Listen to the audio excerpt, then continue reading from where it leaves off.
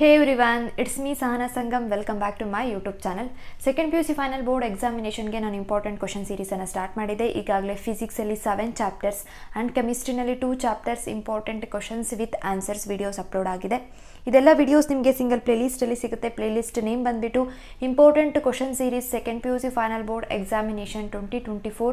ನೀವು ಸ್ಕ್ರೀನ್ ಮೇಲೆ ನೋಡಬಹುದು. ಪ್ಲೇ ಲಿಸ್ಟ್ ಲಿಂಕ್ ಅನ್ನು ನಾನು ಡಿಸ್ಕ್ರಿಪ್ಷನ್ ಬಾಕ್ಸ್ ಅಲ್ಲಿ ಪ್ರೊವೈಡ್ ಮಾಡಿರ್ತೀನಿ. ಅಲ್ಲಿ ಹೋಗಿ ಈ ಎಲ್ಲ ವಿಡಿಯೋಸ್ ಅನ್ನು ನೀವು ನೋಡಬಹುದು. Along with that PCMB Kannada and English ಈ 6 ಸಬ್ಜೆಕ್ಟ್ಸ್ ಕೂಡ ನಾನು ಬ್ಲೂಪ್ರಿಂಟ್ ಕಂಪ್ಲೀಟ್ ಅನಾಲಿಸಿಸ್ ವಿಡಿಯೋ ಮಾಡಿ ಅಪ್ಲೋಡ್ ಮಾಡಿದ್ದೀನಿ. ವಿಡಿಯೋಸ್ ಲಿಂಕ್ ಅನ್ನು ನಾನು ಡಿಸ್ಕ್ರಿಪ್ಷನ್ ಬಾಕ್ಸ್ ಅಲ್ಲಿ ಪ್ರೊವೈಡ್ ಮಾಡಿರ್ತೀನಿ. ಇವತ್ತು ನಾನು ಕರೆಂಟ್ ಎಲೆಕ್ಟ್ರಿಸಿಟಿ ಈ ಚಾಪ್ಟರಿನ ಇಂಪಾರ್ಟೆಂಟ್ ಕ್ವೆಶ್ಚನ್ಸ್ ವಿತ್ ಆನ್ಸರ್ಸ್ ಅನ್ನು ಈ ವಿಡಿಯೋದಲ್ಲಿ ನಿಮ್ಮ ಹತ್ರ ಡಿಸ್ಕಸ್ ಮಾಡ್ತೀನಿ. ಸೊ ವಿಡಿಯೋ ಸ್ಕಿಪ್ ಮಾಡದೆ ಕಂಪ್ಲೀಟ್ ಆಗಿ ನೋಡಿ. ಫೈನಲ್ ಎಕ್ಸಾಮಿನೇಷನ್ಗೆ ಈ ಚಾಪ್ಟರಿಂದ ಟೋಟಲ್ 14 ಮಾರ್ಕ್ಸ್ಗೆ ಕ್ವೆಶ್ಚನ್ಸ್ ಅರೈಸ್ ಆಗುತ್ತೆ. It is a very highest weightage chapter in the physics subject ಅಂತಲೇ ಹೇಳ್ಬೋದು. 1 ಮಾರ್ಕ್ ಕ್ವೆಶ್ಚನ್ ಒಂದಿರುತ್ತೆ, 3 ಮಾರ್ಕ್ಸ್ ಕ್ವೆಶ್ಚನ್ ಒಂದಿರುತ್ತೆ, 5 ಮಾರ್ಕ್ಸ್ ಕ್ವೆಶ್ಚನ್ ಒಂದಿರುತ್ತೆ, ಅಗೇನ್ 5 ಮಾರ್ಕ್ಸ್ ಕ್ವೆಶ್ಚನ್ ಒಂದಿರುತ್ತೆ. That is numerical problem. ಇದರಲ್ಲಿ ಯಾವುದೇ 2 ಮಾರ್ಕ್ಸ್ ಕ್ವೆಶ್ಚನ್ ಕೇಳೋದಿಲ್ಲ. 3 ಮಾರ್ಕ್ಸ್ ಕ್ವೆಶ್ಚನ್ ಇರುತ್ತೆ, 5 ಮಾರ್ಕ್ಸ್ ಕ್ವೆಶ್ಚನ್ಸ್ ಇರುತ್ತೆ. ಈ ಚಾಪ್ಟರಲ್ಲಿ ಟೋಟಲ್ 7 ಡಿರೈವೇಷನ್ಸ್ ಇದೆ. ಈ 7 ಡಿರೈವೇಷನ್ಸ್ ಅಲ್ಲಿ 3 ಡಿರೈವೇಷನ್ಸ್ ಬಂದ್ಬಿಟ್ಟು 3 ಮಾರ್ಕ್ಸ್ಗೆ ಕೇಳ್ತಕ್ಕಂಥದ್ದು, ಅಗೇನ್ 4 ಡಿರೈವೇಷನ್ಸ್ ಬಂದ್ಬಿಟ್ಟು 5 ಮಾರ್ಕ್ಸ್ಗೆ ಕೇಳ್ತಕ್ಕಂಥದ್ದು. ಓಕೆ, 3 ಮಾರ್ಕ್ಸ್ಗೆ ಅವರು ಐದರ್ 3 ಮಾರ್ಕ್ಸ್ಗೆ ಇರ್ತಕ್ಕಂಥ 3 ಡಿರೈವೇಷನ್ಸಲ್ಲಿ ಯಾವುದಾದ್ರೂ 1 ಡಿರೈವೇಷನನ್ನು ಕೇಳ್ಬೋದು. ಆರ್ 3 ಮಾರ್ಕ್ಸ್ಗೆ ಇನ್ನೂ ಬೇರೆ ಬೇರೆ ಕ್ವಶನ್ಸ್ ಇದೆ, ನಾನು ಈ PDF ಅಲ್ಲಿ ಇನ್ಕ್ಲೂಡ್ ಮಾಡಿದ್ದೀನಿ, ಅದನ್ನಾದರೂ ಕೇಳ್ಬೋದು. ಬಟ್ 5 ಮಾರ್ಕ್ಸ್ಗೆ ಇಲ್ಲಿ 1 ಕ್ವಶನ್ ಕೇಳ್ತಾರೆ ಅಂತ ಹೇಳಿದ್ನಲ್ಲ, ಈ 5 ಮಾರ್ಕಿಗೆ 1 ಕ್ವಶನನ್ನು ಈ 4 ಡಿರೈವೇಷನ್ಸಲ್ಲಿ ಯಾವುದಾದ್ರೂ 1 ಡಿರೈವೇಷನ್ ಅಂತೂ ಪಕ್ಕಾ ಕೇಳ್ತಾರೆ. ಸೊ ಈ ಚಾಪ್ಟ್ರಲ್ಲಿ ಈ 7 ಡಿರೈವೇಷನ್ಸು ಕೂಡ ತುಂಬ ಇಂಪಾರ್ಟೆಂಟ್ ಆಗುತ್ತೆ. ಫಸ್ಟ್ ಈ ಚಾಪ್ಟ್ರಲ್ಲಿ ಈ 7 ಡಿರೈವೇಷನ್ಸನ್ನು ನೀವು 100% ಪ್ರಾಕ್ಟೀಸ್ ಮಾಡಿ. ಈಗ ನೋಡೋಣ ಈ ಚಾಪ್ಟ್ರಲ್ಲಿ ಯಾವುದ್ಯಾವುದು 3 ಮಾರ್ಕ್ಸ್ ಇಂಪಾರ್ಟೆಂಟ್ ಕ್ವಶನ್ಸ್ ಇದೆ ಆ್ಯಂಡ್ ಆನ್ಸರ್ಸನ್ನು ನೀವು ಏನೇನನ್ನು ರೆಪ್ರೆಸೆಂಟ್ ಮಾಡಬೇಕು ಅಂತ. ಫಸ್ಟ್ ಇಂಪಾರ್ಟೆಂಟ್ ಡಿರೈವೇಷನ್ಸ್ 3 ಮಾರ್ಕ್ಸಲ್ಲಿ derive the expression for drift velocity ಏನೇನನ್ನು ಬರೀಬೇಕು ಅನ್ನೋದು ನಾನು ಇಲ್ಲಿ ಮೆನ್ಷನ್ ಮಾಡಿದ್ದೀನಿ, ವಿತ್ ಡಯಾಗ್ರಾಮ್ ಕೂಡ ಇದೆ, ಪ್ರಾಕ್ಟೀಸ್ ಮಾಡ್ಕೊಳ್ಳಿ. ನೆಕ್ಸ್ಟ್ ನೋಡಿ second one, derive the relationship between current density and conductivity of a conductor. ಇದು ಕೂಡ 3 ಮಾರ್ಕ್ಸ್ ಡಿರೈವೇಷನ್, ಇಂಪಾರ್ಟೆಂಟ್ ಡಿರೈವೇಷನ್, 3 ಮಾರ್ಕ್ಸ್ಗೆ ಕೇಳ್ಬೋದು, ಪ್ರಾಕ್ಟೀಸ್ ಮಾಡಿ. ನಾನು ಆನ್ಸರನ್ನು ಇಲ್ಲಿ ಬರೆದಿದ್ದೀನಿ. ನೆಕ್ಸ್ಟ್ ನೋಡಿ ಥರ್ಡ್ ಕ್ವಶನ್, ಇದು ಕೂಡ 3 marks important derivation, derive the relation between current and drift velocity. ಆನ್ಸರನ್ನು ನಾನು ಇಲ್ಲಿ ಬರೆದಿದ್ದೀನಿ, ಪ್ರಾಕ್ಟೀಸ್ ಮಾಡಿ. ನೆಕ್ಸ್ಟ್ ನೋಡಿ fourth question, that is state and explain Ohm's law. ಇದನ್ನು 3 ಮಾರ್ಕ್ಸ್ಗೆ ಕೇಳುವಂಥ ಚಾನ್ಸಸ್ ಇರುತ್ತೆ. ಓಮ್ಸ್ ಲಾ ಸ್ಟೇಟ್ಮೆಂಟನ್ನು ಬರೀಬೇಕು ಆ್ಯಂಡ್ ಅದರ ಎಕ್ಸ್ಪ್ರೆಷನನ್ನು ನೀವು ಮೆನ್ಷನ್ ಮಾಡಬೇಕಾಗತ್ತೆ. 3 ಮಾರ್ಕ್ಸ್ಗೆ ಕೇಳುವಂಥ ಚಾನ್ಸಸ್ ಇರುತ್ತೆ. ಲಾಸ್ಟ್ಗಳು ಇಂಪಾರ್ಟೆಂಟ್ ಅಂತ ನಾನು ಹೇಳಿದ್ದೀನಿ, ಇದನ್ನು ಕೇಳುವಂಥ ಚಾನ್ಸ್ ಇರುತ್ತೆ. ನೆಕ್ಸ್ಟ್ ನೋಡಿ mention the limitations of Ohm's law. ಇದು ಈ ವರ್ಷ ನಿಮ್ಮ ಮಾಡೆಲ್ ಕ್ವಶನ್ ಪೇಪರಲ್ಲಿ 3 ಮಾರ್ಕ್ಸ್ಗೆ ಕೇಳಿದ್ದಾರೆ. 3 ಪಾಯಿಂಟ್ಸ್ ಇದೆ, 3 ಪಾಯಿಂಟ್ಸನ್ನು 3 ಮಾರ್ಕ್ಸ್ಗೆ ಕೇಳಬಹುದು. ಮಾಡೆಲ್ ಕ್ವಶನ್ ಪೇಪರಲ್ಲಿ ಕೇಳಿದ್ದಾರೆ ಈ ವರ್ಷ. ಸೊ ಇದನ್ನು ಚೆನ್ನಾಗಿ ಪ್ರಾಕ್ಟೀಸ್ ಮಾಡಿ. ನೆಕ್ಸ್ಟ್ ನೋಡಿ sixth one, that is define electric current and mention its SI unit ಅಂತ ಇದೆ. 3 ಮಾರ್ಕ್ಸ್ಗೆ ಕೇಳ್ಬೋದು. ಎಲೆಕ್ಟ್ರಿಕ್ ಕರೆಂಟ್ ಡೆಫಿನೇಷನ್ ಬರೀಬೇಕು, ಎಕ್ಸ್ಪ್ರೆಷನ್ ಬರೀಬೇಕು ಆ್ಯಂಡ್ SI ಯೂನಿಟನ್ನು ಮೆನ್ಷನ್ ಮಾಡಬೇಕು. ನೆಕ್ಸ್ಟ್ ಇಂಪಾರ್ಟೆಂಟ್ ಕ್ವಶನ್ ನೋಡಿ 3 ಮಾರ್ಕ್ಸ್ಗೆ, that is define resistance and mention its SI unit ಅಂತ ಇದೆ.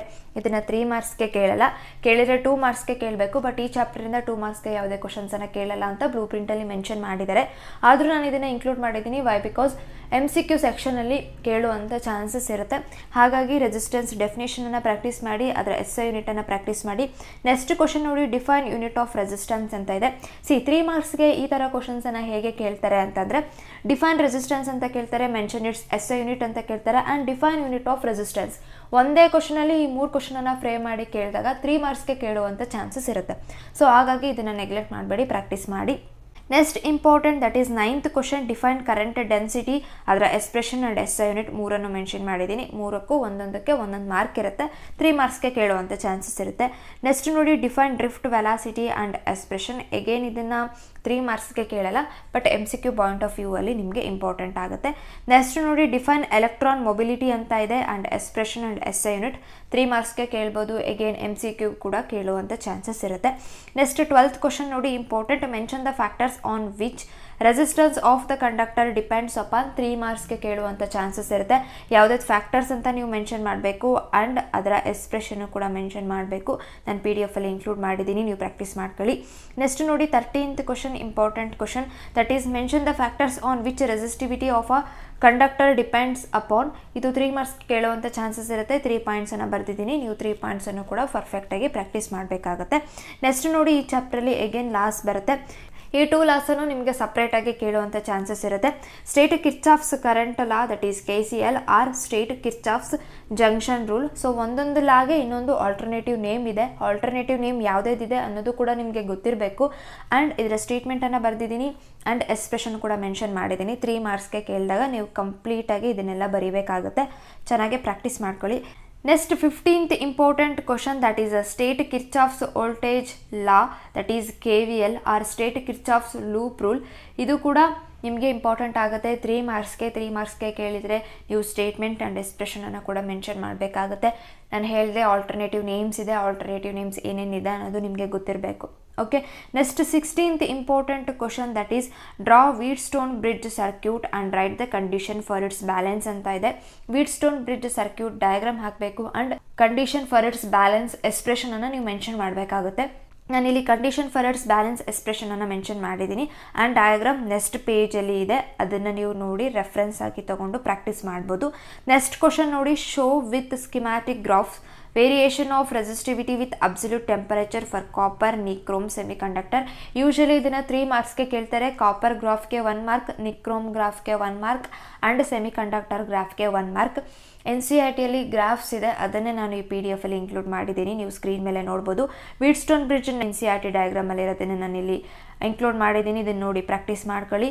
ನೆಕ್ಸ್ಟ್ ನೋಡಿ graphs, 3 graphs very very important, ಕೇಳುವಂಥ ಚಾನ್ಸಸ್ಸು ಕೂಡ ಇರುತ್ತೆ. ಕಾಪರ್, ನಿಕ್ರೋಮ್, ಸೆಮಿಕಂಡಕ್ಟರ್ ಈ 3ದ್ದು ಕೂಡ ನಾನು PDF ಅಲ್ಲಿ ಇನ್ಕ್ಲೂಡ್ ಮಾಡಿದ್ದೀನಿ. ನೋಡಿ ಪ್ರಾಕ್ಟೀಸ್ ಮಾಡಿ. ನೆಕ್ಸ್ಟ್ ಇಂಪಾರ್ಟೆಂಟ್ ಕ್ವಶನ್ ಏನು ಅಂತಂದರೆ, ಓಕೆ 3 ಮಾರ್ಕ್ಸ್ ಇಂಪಾರ್ಟೆಂಟ್ ಕ್ವಶನ್ಸ್ ಇಲ್ಲಿಗೆ ಕಂಪ್ಲೀಟ್ ಆಯಿತು. ಇದರಲ್ಲೇ ನಿಮಗೆ ಆಲ್ಮೋಸ್ಟ್ 99.9% ನಾನು ಇಲ್ಲಿ ಏನು ಇನ್ಕ್ಲೂಡ್ ಮಾಡಿದ್ದೀನೋ ಅದರಿಂದನೇ ನಿಮಗೆ ಫೈನಲ್ ಎಕ್ಸಾಮಿನೇಷನಲ್ಲಿ ಕ್ವಶನ್ಸ್ ಅರೈಸ್ ಆಗುತ್ತೆ. ನೆಕ್ಸ್ಟ್ ನೋಡಿ 5 marks important questions with answers. ನಾನು ಹೇಳಿದೆ 5 ಮಾರ್ಕ್ಸಲ್ಲಿ ನಿಮಗೆ ಟೋಟಲ್ 4 ಡಿರವೇಷನ್ಸ್ ಇದೆ. ಈ 4 ಡಿರವೇಷನ್ಸನ್ನು ನೀವು 100% ಪ್ರಾಕ್ಟೀಸ್ ಮಾಡಿದರೆ ಡೆಫಿನೆಟ್ಲಿ ಈ 4 ಡಿರವೇಷನ್ಸಲ್ಲಿ ಒಂದು ಡಿರವೇಷನ್ ನಿಮ್ಮ ಫೈನಲ್ ಎಕ್ಸಾಮಿನೇಷನಲ್ಲಿ ಕೇಳ್ತಾರೆ. First derivation, deduce the condition for balance of Wheatstone bridge using Kirchhoff rules. ಇದು ಈ ವರ್ಷ ನಿಮ್ಮ ಮಾಡೆಲ್ ಕ್ವಶನ್ ಪೇಪರಲ್ಲಿ 5 ಮಾರ್ಕಿಗೆ ಕೇಳಿದ್ದಾರೆ. ಡಿರವೇಷನ್ ಏನೇನಿದೆ ಅನ್ನೋದು ನಾನೆಲ್ಲ ಇಲ್ಲಿ ಇನ್ಕ್ಲೂಡ್ ಮಾಡಿದ್ದೀನಿ. ನೋಡಿ ಪ್ರಾಕ್ಟೀಸ್ ಮಾಡಿ. ವಿತ್ ಡಯಾಗ್ರಾಮ್ ಕೂಡ ನಾನು ಹಾಕಿದ್ದೀನಿ.